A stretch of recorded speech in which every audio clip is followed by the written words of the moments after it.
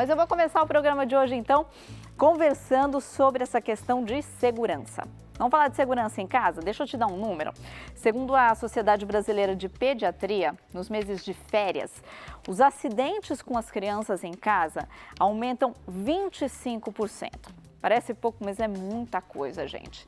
É muito acidente e em áreas assim que a gente nem imagina que são perigosas para as crianças e que a gente tem que tomar cuidado sim, porque criança é aquela famosa, né? Nossa, eu não posso tirar o olho um segundo. E é assim mesmo. Um segundinho que a gente tira o olho da criança, ela já está mexendo em alguma coisa ali que não pode. Deixa eu conversar, dar boa tarde agora para a enfermeira pediátrica, especialista em prevenção de acidente com crianças, Juliana Muniz. Juliana, boa tarde, bem-vinda ao Mulher.com. Boa tarde, muito obrigada pela oportunidade, uma boa tarde a todos. Boa tarde, obrigada por conversar com a gente, porque olha, sabe que aqui no Mulher.com a gente tem um público muito grande de mães e de avós que ficam com as crianças em casa e agora chegou o mês de férias e é hora da gente cuidar das crianças, né, Juliana? Por que aumentam tanto os acidentes domésticos nesse período de férias? Então, são 200 mil acidentes domésticos por ano que atingem então as nossas crianças e 25% então de aumento no período das férias, nos meses de julho, dezembro, janeiro e um pouquinho de fevereiro. Mas é importante a gente ressaltar o seguinte, os acidentes, a gente fala dos acidentes domésticos porque as crianças ficam mais tempo em casa. Porém, quando voltam às aulas, há uma diminuição dos acidentes em casa e vai aumentar esses acidentes em outros lugares que a criança frequenta. Então, onde a criança está, temos então os riscos de acidentes. Então, o que a gente faz? A gente tem que sempre supervisionar a criança e preparar os espaços que a gente vai recebê-la, seja a escola, a creche, a casa dos familiares, a casa que a gente vai alugar nas férias para passear. A gente tem que checar se essa casa está preparada para receber a criança, ou mesmo o hotel ou pousada que você vai reservar para passear com a criança. As escolas, como eu falei, todos os lugares a gente tem que ter essa preocupação. O lugar está apropriado para receber a criança? Porque a gente tem que supervisionar, estar sempre de olho na criança, orientar e explicando. A criança ela vai imitando, ela vai sempre nos exemplos. Então a gente dá o exemplo para a criança, mas também orienta ela desde cedo. E prepara então cada cômodo para que ela aproveite esse tempo para descansar, brincar, criar e também nos passeios. Acho que é importante frisar, né, Juliana, que assim, como você disse, o problema não é a casa. A questão é que criança é muito curiosa, então ela não vai lá, como a gente está vendo aí na imagem, mexer na panela que está no fogão porque ela é teimosa, porque ela é arteira. A criança ela tem uma curiosidade de querer saber o que é, de colocar a mão, de ver tudo que está ali.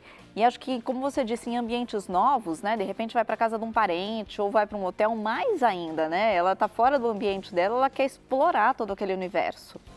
Exatamente. A criança faz parte do desenvolvimento dela. Para ela se desenvolver, ela precisa experimentar. Ela usa os 5 sentidos. Então, quanto mais novinha, ela vai colocando as coisas na boca, ela vai ter um momento de começar a engatinhar, de tentar ficar de pé. E tudo é um momento de exploração, de curiosidade. E tudo isso a gente tem que estimular, porque isso faz parte do crescimento e do desenvolvimento dela. Nós, como responsáveis, como adultos, né, que temos então que preparar esses ambientes. Uma coisa que eu costumo falar nos treinamentos é assim: a criança, ela vê o mundo de baixo para cima, então tudo é muito grande, tudo é muito curioso e gera essa vontade de explorar.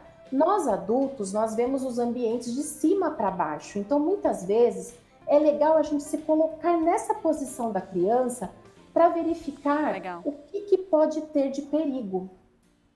Que para nós, às vezes, a gente não enxerga aquilo com o olho que a criança está vendo, né?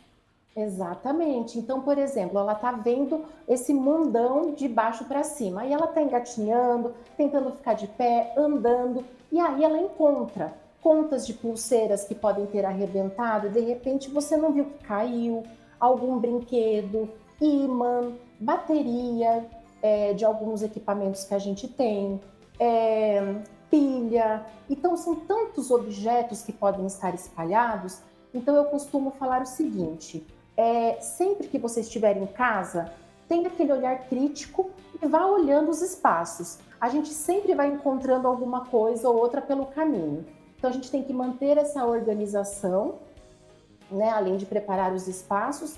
E tem uma dica que é o seguinte: aquele rolinho de papel higiênico que sobra, né, aquele rolinho de papel, se a gente pegar aquele rolinho, se tiver algum brinquedo, material, objeto que passa por esse buraquinho, né, do rolinho, quer dizer que esses objetos eles são contraindicados para criança até 3 anos. Porque Que são boa dica! objetos muito pequenos e que ela pode colocar no ouvido, no nariz, na boca, porque, como eu disse, ela vai explorar com os sentidos dela, né? Então, ela precisa sentir as coisas, tanto sabor, pegar.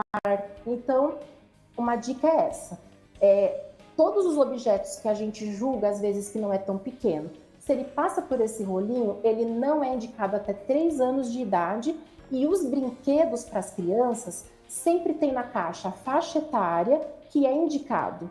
Por quê? Porque quanto menor a criança, maiores são os objetos. Conforme ela vai crescendo, aí você pode então dar os Legos, que são menores, e outros brinquedos. Adorei essa dica, é uma boa medida, né? Às vezes a gente fica em dúvida do que a criança pode ou não pode brincar, essa é uma boa medida. Para a gente ter um olhar geral na nossa casa, assim, o que é um risco muito grande para a criança, os principais motivos de acidente dentro de uma casa que a gente tem que ficar atento? Os principais acidentes que levam as crianças para internação hospitalar ou, infelizmente, um desfecho trágico são a queda, intoxicação, as queimaduras. Então, a gente precisa, até bebês podem cair. Mas como é possível? Porque a gente troca o bebê numa superfície que seja confortável para a gente e a gente deve fazer isso mesmo, né? Os trocadores são mais altos, a gente troca em cima de uma cômoda.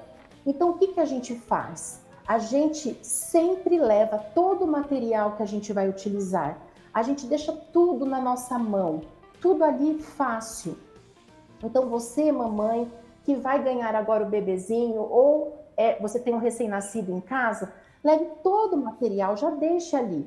Trocou o bebê, reponha os materiais, para que você não tenha que alcançar alguma coisa ou deixar o bebê, porque é nessa hora que o bebê, que antes não rolava, agora ele rola e ele pode cair. E a altura para o bebê de uma cômoda de quase 1 metro é muita coisa. É grave, né?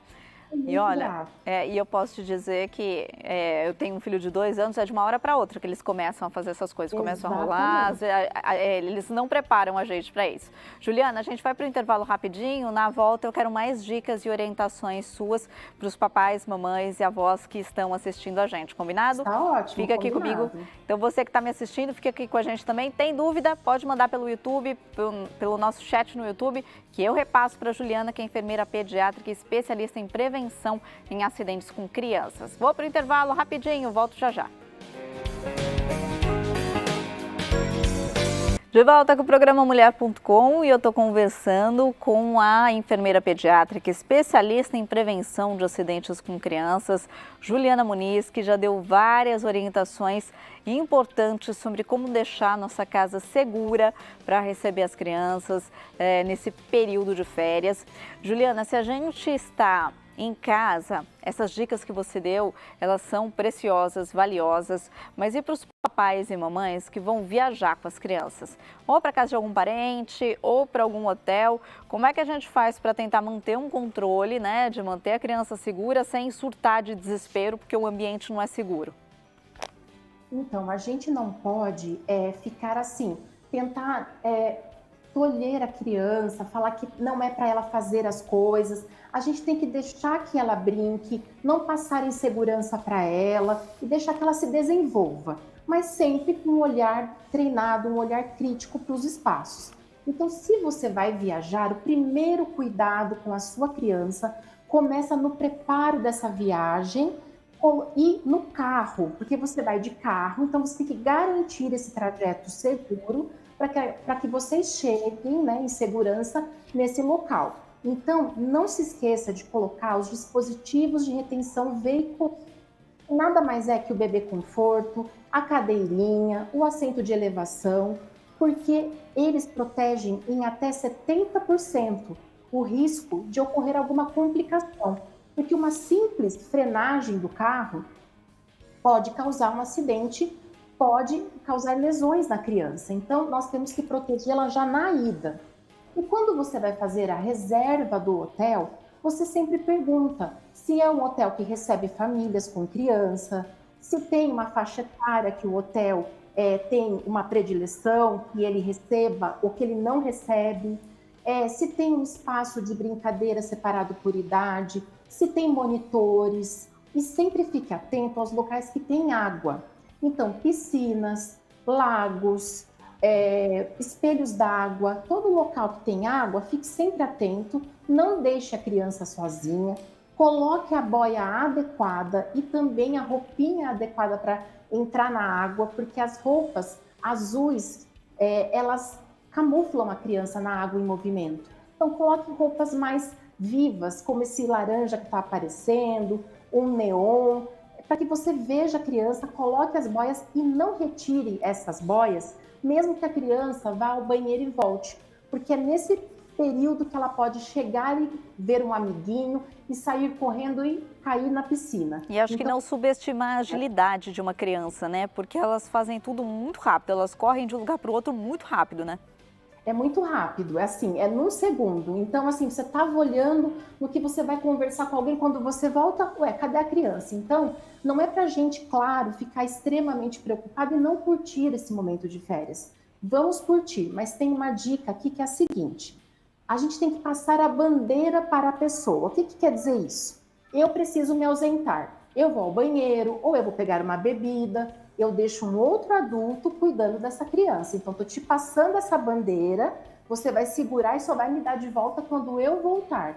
Porque é nesse segundinho que a gente não olha que os riscos, né, estão aí e, infelizmente, acontece alguma coisa. Claro que a prevenção é o melhor, né? Realmente para evitar que algum acidente ocorra, mas se infelizmente a gente não conseguir evitar o acidente, por exemplo, o caso de um engasgo com um alimento, qual é a primeira coisa que o pai, o responsável, deve fazer se uma criança engasgar? Então, tem acidentes, essa pergunta é excelente, porque assim, tem acidentes que você tem que agir, então você tem que ter esse espaço, essa conversa é muito boa para os pais, para as avós, qualquer pessoa que tenha uma criança próxima, que é o seguinte: tem alguns acidentes que você vai ter que saber agir e saber quem você vai chamar, se você vai chamar o SAMU, o Corpo de Bombeiros, etc. Mas tem algumas outras questões, outros acidentes que não adianta você chamar, você tem que agir e agir rapidamente. Inclusive, é por causa de um acidente como esse, o engasgo, que nós temos uma lei federal que obriga os espaços que recebem crianças e as escolas a terem cursos de primeiros socorros. Por quê? Porque o menino de 10 anos engasgou e ninguém sabia o que fazer. Então, se você estiver num lugar e uma mãe chegar gritando que o bebê engasgou após a alimentação, após ter mamado, o que você vai fazer? Você não vai chamar ajuda nesse momento.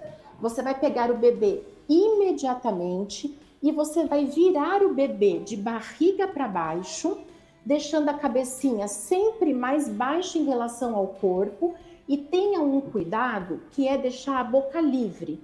Então você pode fazer o dedo em V ou o dedo em C, o que for mais confortável para você, deixando essa parte livre, cabecinha mais baixa em relação ao corpo, e você vai aplicar 5 golpes nas costinhas, e depois eu vou explicar uma outra técnica. Mas primeiro, 5 golpes nas costas. Não são tapas.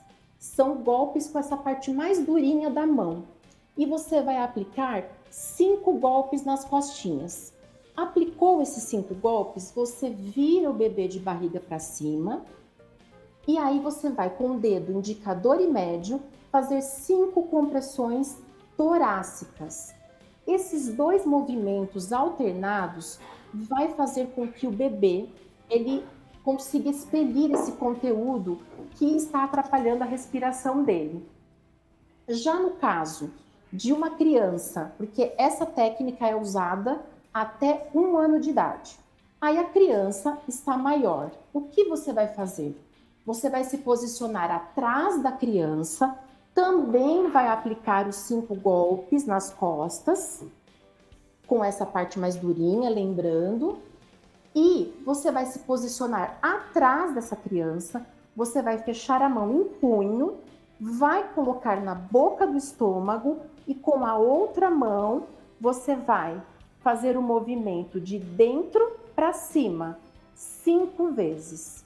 Então, essas são as técnicas para você salvar vidas de bebês e crianças. E essa técnica das crianças maiores de 1 ano também é a mesma técnica utilizada em adultos. Para as crianças maiores, então, para os adultos, essa parte de dar esse tapa, né, que você disse ali. Isso. Nas costas, com a criança em pé? Com a criança em pé, você pede para ela ficar com a cabeça mais abaixada em relação ao corpo. Você, como se você fosse pegar a criança, dobrar a criança e deixá-la mais dobradinha. Tá. E aí você aplica então esses 5 golpes dorsais, porque faz com que ocorra uma vibração. E essa vibração já vai deslocar o objeto ou o alimento. E depois você aplica então na criança maior essa compressão abdominal para que você faça o quê? Todas essas manobras, elas tendem a fazer com que imite a tosse. Porque a tosse é o nosso mecanismo, é o nosso reflexo para a gente desobstruir, para a gente tirar aquilo que está impedindo a nossa respiração. Como a criança ou o adulto nesse momento não conseguiu tossir, então a gente faz a manobra. Juliana, deixamos já o seu Instagram para todo mundo aqui no ar, para entrar, para ver as suas dicas. Foram dicas e orientações preciosas, valiosas, porque os acidentes acontecem quando a gente menos espera. Então a gente tem sim que ter informação. A gente não tem que ter medo de falar, não é verdade? A gente tem que falar para prevenir. Muito obrigada, viu, por essa conversa, por essa aula que você deu aqui para gente. Muito obrigada. Eu que agradeço, estou à disposição. Volte outras vezes. Muito obrigada, de verdade. Obrigada por compartilhar o seu conhecimento com todos nós. Um abraço. Um abraço, obrigada.